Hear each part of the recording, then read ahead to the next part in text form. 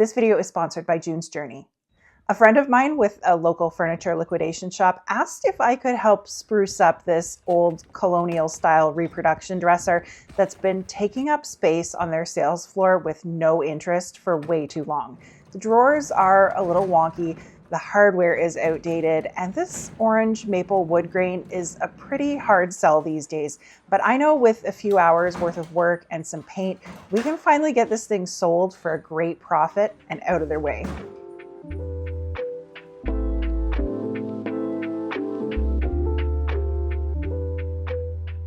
If you're someone who is easily offended by people painting wood, then this probably isn't the video for you. So consider this your warning, but if you do stick around, I hope I might be able to sway your opinion a bit. These colonial style reproductions were really popular in the 60s and 70s, mass produced by many companies across North America and definitely built to last. Unfortunately, they're not a particularly popular style anymore, and there are tons of them collecting dust in thrift stores, attics, and basements all over the place.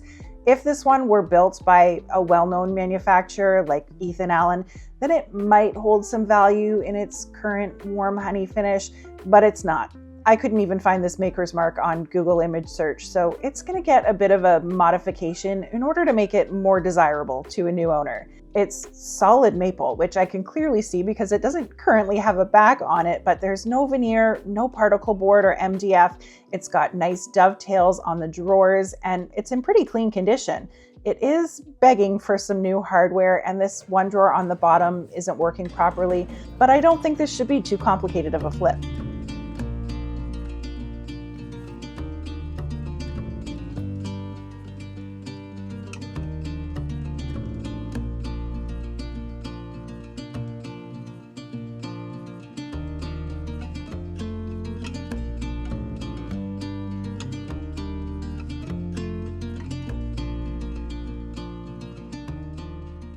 I'm actually not even mad that there's no backer board on here because it means that I can see and access all of these drawer tracks really easily, and it's going to make things much easier to clean. Once I had all the drawers pulled out, I unscrewed the old bat wing pulls that I absolutely loathe and collected them in a baggie that I can just drop off at the thrift store the next time I'm out for someone who doesn't hate them as much as I do. I did order some new handles to fit into these existing holes so that I don't have to fill anything or drill new ones. And just in case you didn't know, when you're measuring for hardware, you want to measure from center to center, or the middle of one hole to the middle of the other to find the right size. I need 3-inch handles for these. The handles themselves might not be 3 inches long, but the screw holes need to be 3 inches apart. Now, this is a traditional style, and I didn't think that I needed to reinvent the wheel to be able to give it a good update, but I wasn't really digging these little vampire fangs on the front skirting board. I spent some time trying to sketch out and visualize a good way to trim them off, but everything I tried just didn't look right, so I ended up deciding to leave them alone. Sometimes the best way forward is to just keep it simple. That's going to be the theme of this project. And while I was familiarizing myself with this part of the dresser, I also noticed that this front foot had been repaired at some point. It looks like it had split right off. It's been re-glued and touched up, but it's a nice solid repair that shouldn't need any attention from me.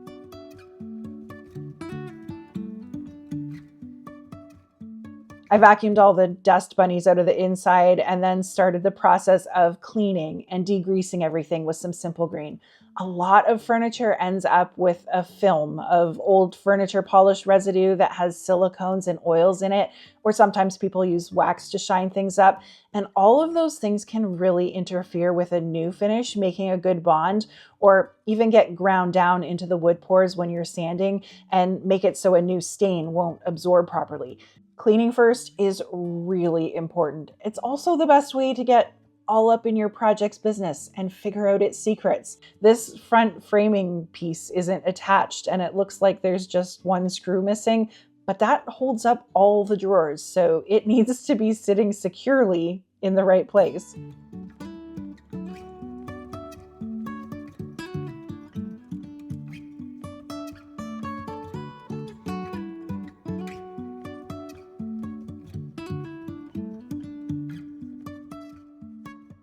While the dresser dried back out, I went inside to grab a second cup of coffee and play a little June's Journey. June's Journey is a fun hidden object mystery game set in the 1920s. I love playing this game and getting a little escape from the workshop and passing some time while I'm waiting for stuff to cure or in between coats of paint. Each new scene works through a mystery with the smart and independent June Parker, who is on a quest to solve the murder of her sister, and she ends up uncovering some interesting family secrets along the way. June uses her emotional intelligence and ability to improvise to get out of some tricky situations, just like I seem to end up doing on these older furniture pieces. I get to exercise my sense of observation, decorate my own island, and earn rewards, all while following along with this ever-evolving story that has a new chapter launching every week. I also love all the beautiful, bold colors and scenery, and you know I am always peeping the furniture in the background of each new scene. If you want to check out what June is up to, please download the game from the link in the description or by scanning my QR code. Now that everything was nice and dry again, I was ready to get into sanding. My plan was to strip all of this finish off the top so that I could restain it in a more contemporary wood tone and then paint the rest of the dresser. So I popped some 120 grit sandpaper onto my orbital sander, hoping that would be enough to remove the top coat, but quickly realized that I needed something a bit more aggressive, so I moved down to some 80 grit.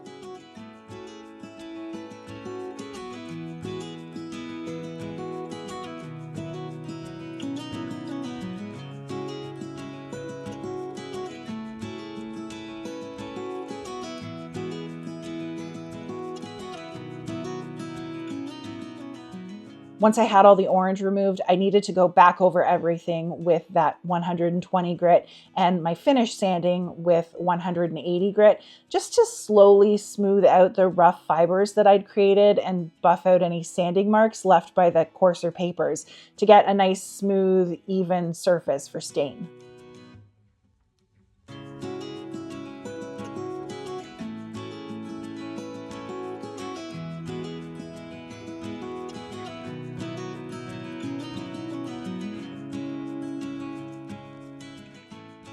With the top ready to go, I kept sanding over the rest of the surfaces with the same 180 grit just to scuff up this slick factory finish and create some micro texture for my primer to grip onto, and also smooth out any shallow dents or scratches that I could see. To make sanding this dental molding easier and the curvy bits on the skirting and drawers, I switched to one of these squishy foam sanding abrasives. Otherwise, I'd probably just go over all of this stuff by hand, so I didn't accidentally misshape or grind anything flat with the sander. And when I was all finished sanding, I wiped up the dust with a damp microfiber cloth, gave the shop floor a quick vacuum of dust too, and laid out some paper to get ready for priming and paint.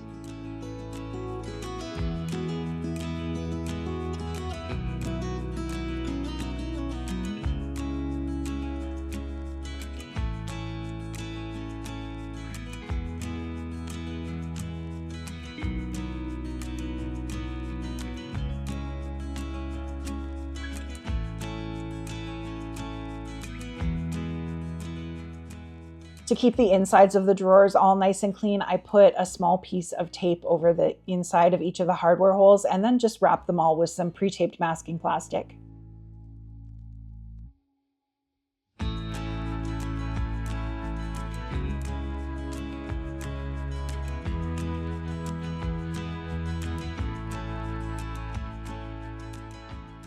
I guess I should replace this missing screw before I forget about that again too.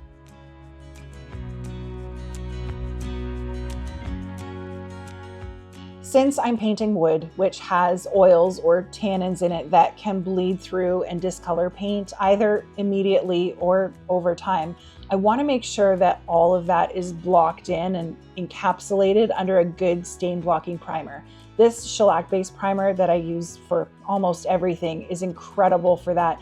And it's also going to seal up any spots where I've got bare wood exposed that's a different texture from where the original finish is still intact, so that when I put paint on top of it, it all looks and feels the same. If you've been here with me for a while, you know that I prefer a sprayed finish, but I always roll this stuff on because it's super sticky and needs either denatured alcohol or ammonia to clean up the shellac, and I just don't want to deal with having that stuff in my spray gun.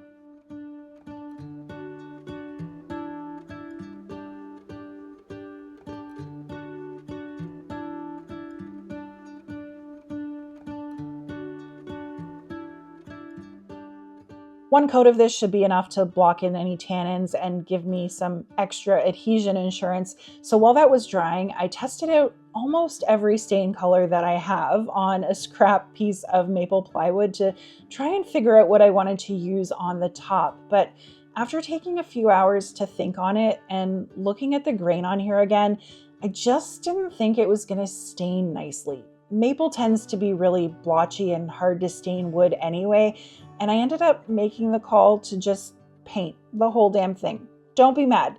You're not the one who just spent 2 hours stripping it all the way back to bare wood, and I warned you at the very beginning of the video. I really do think, though, that it was the right call to modernize this dresser enough to get a quick sale, and it's still solid wood. There is no reason that this can't all be stripped off in another 30 or 40 years if someone wants to put it back. Once all the primer was fully dry, I went over the whole dresser one more time with my squishy sanding pad to smooth out any of the orange peel roller texture that was left behind, wiped off all the dust again, and got ready to paint this thing.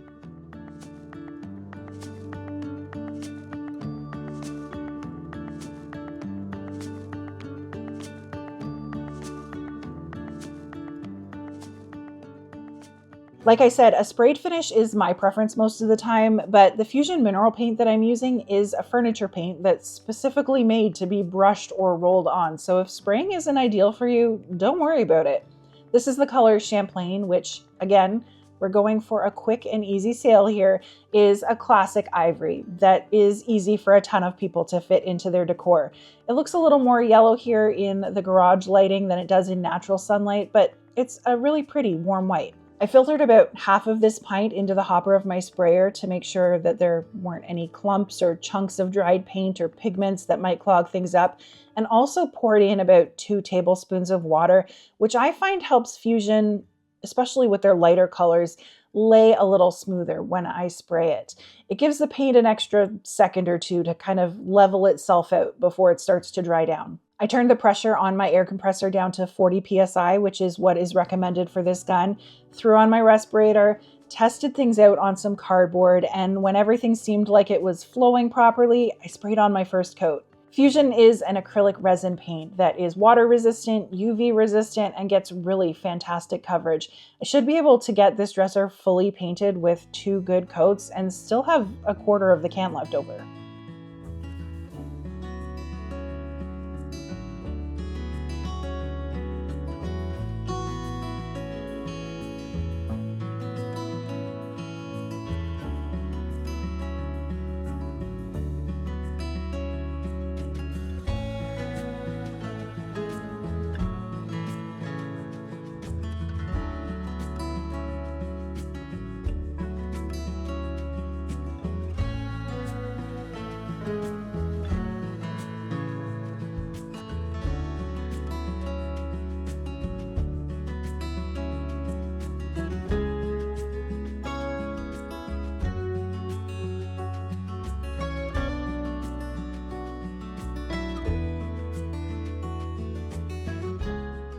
This needs about 2 hours to dry in between coats when I spray it, and I usually just give it a feel with my hand to see if I need to do any more sanding before applying the next coat.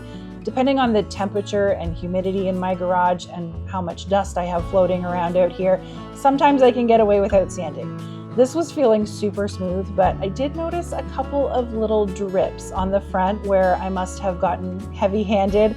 I used to get drips like this all the time, but I hardly ever have them anymore. So practice definitely makes better, but these were pretty easy to sand flush again. And then I just went right in with my second coat.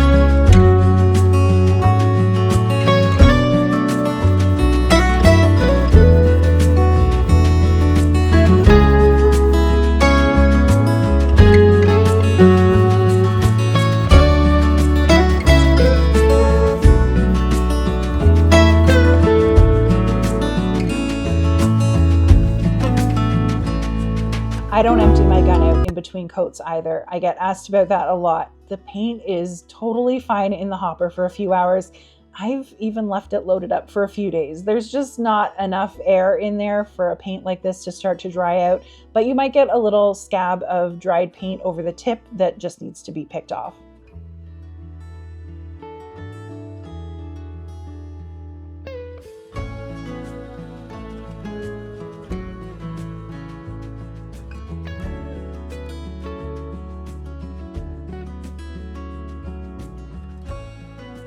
When I was done with that, I emptied the rest of the paint back into the jar and just rinsed out all the pieces of my gun with some water so that once that second coat was fully dry, I could add some poly over top. Fusion does have a built-in top coat that is really durable and washable all on its own, but because this is a matte finish and a lighter color that could get stained a little bit easier, and I don't know where this is going to end up or how its new owners will use it, I want to give some extra protection to make it as easy as possible to maintain and keep the finish looking good for as long as possible. To do that, I'm using this clear matte polyacrylic, which actually has almost a satin sheen to it, and I stirred a tiny dollop of my paint color right in to tint it. Again, I poured that through a filter to catch any clumps or chunks and readjusted the flow on my gun because this is a much thinner consistency than the paint was, and sprayed on 2 coats the same way as the paint, making sure to overlap each pass by about 50% to avoid any streaking, and trying not to get too much on any one spot so that nothing dripped or sagged.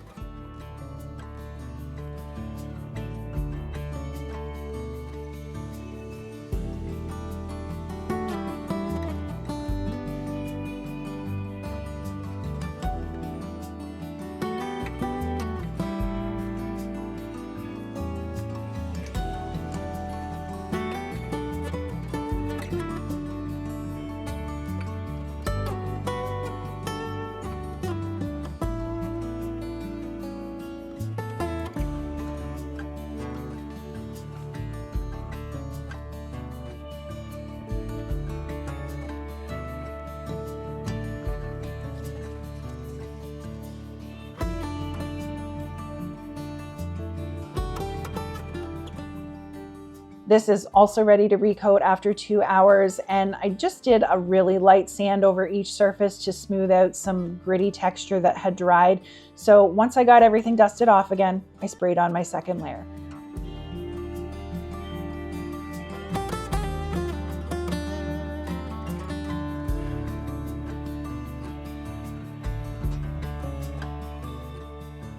Now, normally I would have done this drawer repair before I got into any of the painting so that I didn't need to worry about scuffing or scratching a fresh paint job, but I needed to order some stuff for this and figured I'd do what I could, paint it, while I was waiting on shipping.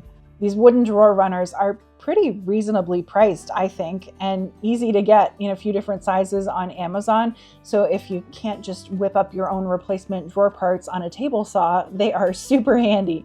I only need to worry about the one bottom drawer. The rest are all working fine and the tracks aren't really showing any signs of wear. So I'm just gonna unscrew this broken rail, install a new one in its place, and then swap out the metal track for the corresponding wooden one. I marked out where I needed to drill holes to attach this to the frame and then used a countersink bit so that the screw will sit underneath the surface and not interfere with things sliding over top. One screw in the front, one screw in the back, and again, yay for no backer board being in the way. For the drawer side of things, I marked off where this original piece was just for reference, unscrewed that, and then used a bit of wood glue and placed it down centered on where the old one was. I did also pop a few little brad nails through the inside of the drawer bottom to help hold this. I guess I didn't record that. And this is the part where we hold our breath, cross our fingers and our toes, and pray that everything lines up.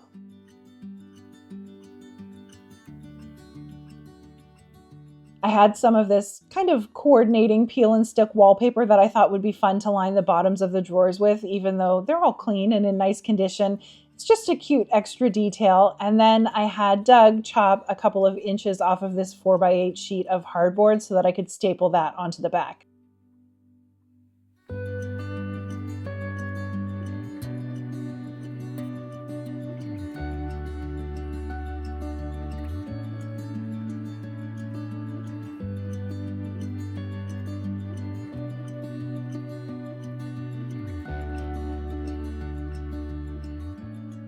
We're almost at the finish line. I tipped it over so that I could touch up these edges that I couldn't get to with the sprayer, but are still kind of visible when you're standing in front of it.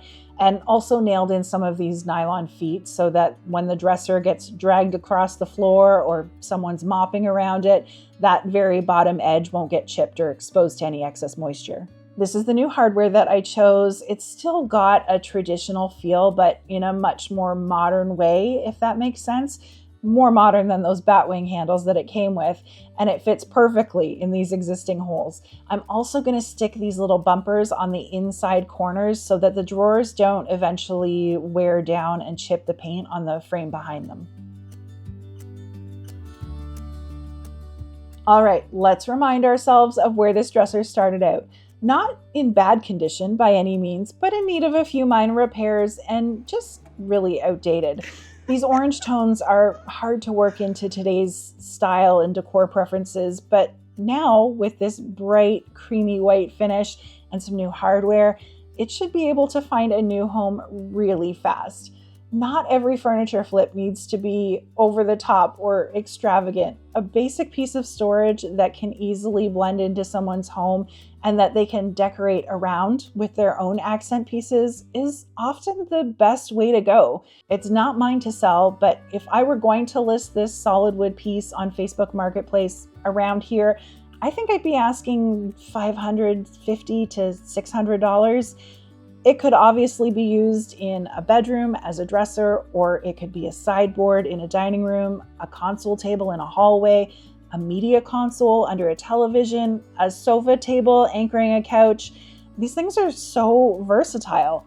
Anyway, I'll do my best to update you in the comments once I know how much it does go for at my friend's furniture shop. Thank you so much for spending your time with me today. I appreciate you more than you will ever know. And now I'm off to find another project to get wrapped up in. I'll catch you all next time.